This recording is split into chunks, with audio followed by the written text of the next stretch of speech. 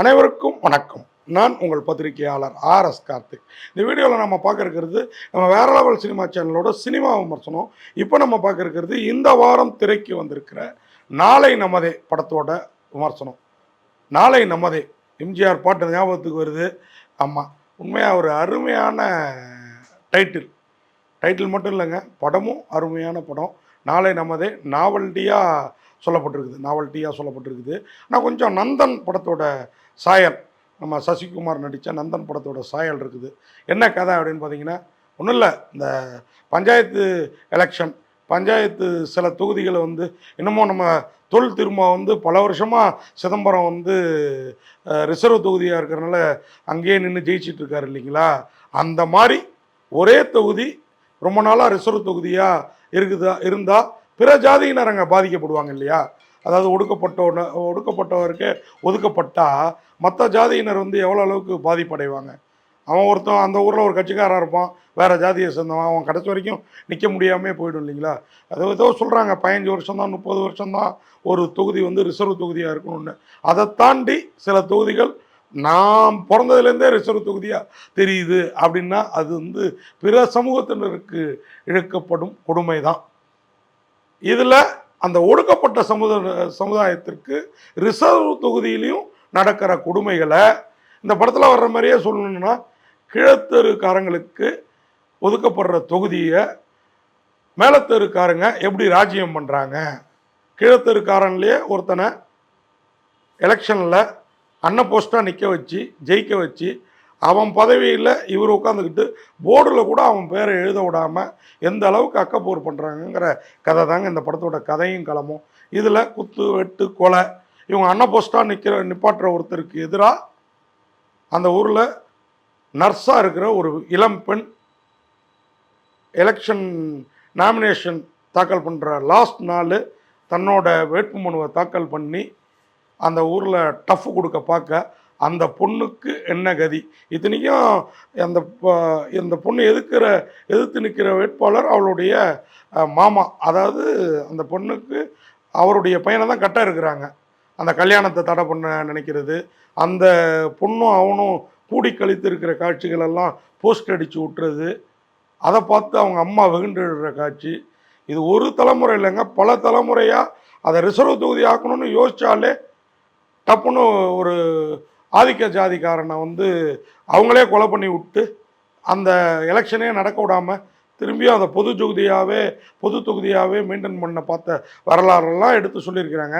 இது எல்லாத்தையுமே ரஞ்சித் பாணியில் சொல்லாமல் ரஞ்சித் பாணியில் சொல்லி நம்மற மாதிரி ஆட்களை நடுநிலையோடு பொங்க விடாமல் அருமையாக ரசனையாக சொன்ன விதத்தில் என்னையும் இந்த படம் கவர்ந்துருச்சு. உண்மையாகவே ஒரு அருமையான படம்னு நான் சொல்லுவேன். ஏன்னா நம்ம ஆட்களில் சிலர் இன்னும் மாறாமல், உங்களுக்கு ஜாதி பற்று இருக்கலாம், ஜாதி வெறி இருந்தால் என்ன நடக்கும் அப்படிங்கிறதுக்கு இந்த படம் ஒரு உதாரணம், ஒரு சாம்பிள் அப்படின்னு நான் சொல்லுவேன்.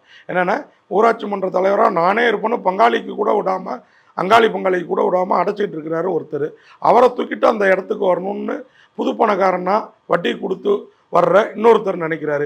இவங்க 2 பேருக்குமே இல்லாமல் அந்த தொகுதி ரொம்ப வருஷத்துக்கு அப்புறம் ரிசர்வ் தொகுதியாக மாற இவங்க என்ன பண்ணுறாங்க, அப்பம் செஞ்ச அதே காரியத்தை, அப்பம் பாட்டம் செஞ்ச அதே காரியத்தை செஞ்சு அதை பொது தொகுதியாக மாற்ற பார்க்குறாங்களா, இல்லை போட்டு இல்லாமல் ஒருத்தரை ஏற்றுக்கிட்டு ஜெயிக்க வச்சு இவங்க ஆளை நினைக்கிறாங்களா. அதுக்கு போட்டியாக இந்த பெண்மணி என்ன பண்ணுறா, இந்த பெண்மணிக்கு என்ன நிகழுது, அந்த போட்டி போடுறவருக்கு என்ன நிகழுது, இது இல்லாமல் அவ்வளோ நாளும் ஊரில் பெரிய மனுஷனாக இருந்தவருக்கு என்ன நிகழுது அப்படிங்கிறதெல்லாம் வித்தியாசமாகவும் விறுவிறுப்பாகவும் சொல்லியிருக்கிறாங்க. இதில் எனக்கு ரொம்ப பிடிச்சது அந்த பூசாரி மகனாக வர நம்ம வேல் முருகன். அவர் வேல் கார்த்திக்னு ரெட்டையராக ஒரு படம்லாம் டைரக்ட் பண்ணியிருக்கிறாரு. அருமையாக காமெடி பண்ணியிருக்கிறாரு. ஒரு ஆப்போசிட்டில் அந்த பஞ்சாயத்து பிரசிடெண்ட்டாக நிற்கிறதுக்கு துடிக்கிற அந்த தான் ஜாதிக்காரன்ட்ட 5 லட்ச ரூபா கடனை வாங்கிட்டு அவர் மான மரியாதைலாம் விற்று அவரை படுற பாடு, அவருக்கு கடன் உதவி பண்ணுறேன்னு முன்னாள் பிரசிடெண்ட்டு இறங்கி அவரை தீர்த்துக்கிட்ட பார்க்குற பாடலாம் ரொம்ப ரசனையாக பண்ணியிருக்காங்க, காமெடியாக இருக்குது. அதே மாதிரி இந்த மேலத்தெரு கீழத்தெரு பிரச்சனைகளையும் ரொம்ப அழகாக பேசியிருக்குது இந்த படம். இந்த ஜாதி இதுன்னு ரொம்ப போட்டு கொல்லாமல் இப்படிலாம் இருந்தது அப்படின்றத சொன்ன விதம் ரசனையாக இருந்தது. அதே மாதிரி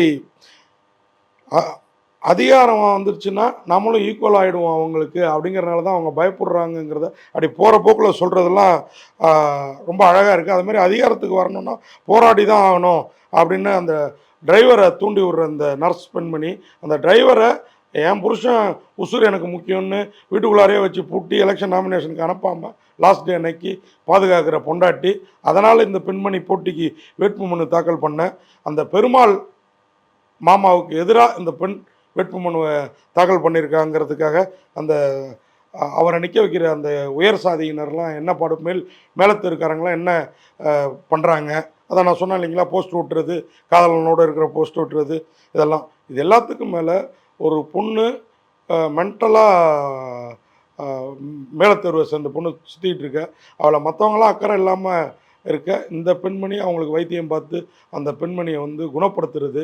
ஒரு கட்டத்தில் அந்த பெண்மணியே இவருக்கு எதிராக தான் சாதி வெறி பிடிச்சி திரும்புறது, அவருடைய கணவர் என்ன நிலை எடுக்கிறாரு இப்படிங்கிறலாம் ஊரில் இதெல்லாம் நம்ம அங்கே ஒன்று இங்கே ஒன்றுமா கேள்விப்பட்டிருப்போம். அதை அழகாக கோத்து வாங்கி படமாக பண்ணதில் இந்த படக்குழுவினர் மொத்த பேரும் நம்மளை பிரமிக்க வைக்கிறாங்க. அதுவும் இந்த பெருமாள் கேரக்டரில் வர்ற பரோட்டா முருகேசன், அதாவது சொல்லவும் முடியாமல் மெல்லவும் முடியாமல் அவங்க தவிக்கிற தவிப்பு. அது மாதிரி கதாநாயகியாக வர்ற மதுமிதா, அந்த கிராமத்து பெண்ணாக அருமையாக நடிச்சிருக்கிறாங்க. அதே மாதிரி 6.2 டைரக்டர் சத்யராஜ் நடித்து சில பல வருடங்களுக்கு முன்னாடி வந்த 6.2 டைரக்டர் அவர் நடிச்சிருக்கிற விதம் அந்த கேரக்டராக. வேல்முருகன் தான் அந்த இன்னொரு டைரக்டர், அவர் வேல் கார்த்திக் அப்படின்னு ஒரு 2-3 படங்கள் பண்ணாங்க. அதுமாதிரி ராஜலிங்கம், செந்தில்குமார், பரோட்டா முருகேசன், மாரிக்கண்ணு, கோவை உமா, அப்புறம் கிராமத்து மக்கள் அத்தனை பேரும் இயல்பாக இந்த படத்தில் போகிறது அவ்வளோ பிரமாதமாக இருக்குது. இது எல்லாத்துக்கும் காரணம் இந்த படத்தை இயக்குனா வெண்பா கதிரேசன். அவர் கீர்த்தி சிறுசானாலும் மூர்த்தி பெருசும்பாங்க, அந்த மாதிரி உயரம் கொஞ்சம் குறைவாக இருந்தார். நேற்று இந்த மீட்டிங்லாம் போடியத்துக்கே எட்டில் அவருக்கு ஒரு ஸ்டூல் போட்டு அவரை நிற்க வச்சு பேசினாங்க. ஆனால் அருமையான தாட்ஸ் அவருக்குள்ளார இருக்குது. அனைத்து தரப்பினரும் ஒத்துக்கிற மாதிரி ஒரு படம் பண்ணியிருக்கிறாரு. அதற்காகவே அவருக்கு ஒரு ஹேட்ஸ் ஆஃப் சொல்லி இந்த படத்தோட ஒளிப்பதிவாளர் பிரவீன், ஆனந்த் லிங்ககுமார் படத்தொகுப்பாளர், ஹரிகிருஷ்ணன் இசை, தாமோதரனோட கலை எல்லாமே இந்த படத்துக்கு பக்காபலமாக இருக்குது. மொத்தத்தில் இந்த நாளை நமதே ஒரு தரப்பினருக்கு நாளை நமதே அப்படின்னு இப்படி இருந்தால் நல்லாயிருக்கும்னு நினைக்கிறாங்க. அது அனைத்து தரப்பினருக்கும் நல்லா இருக்கிறதுக்கு அந்த படத்தில் வர சில கருத்துக்களை அரசாங்கமும் பரிசீலனை பண்ணணும் அப்படின்னு சொல்லி விடைபெறுறோம். நன்றி, வணக்கம்.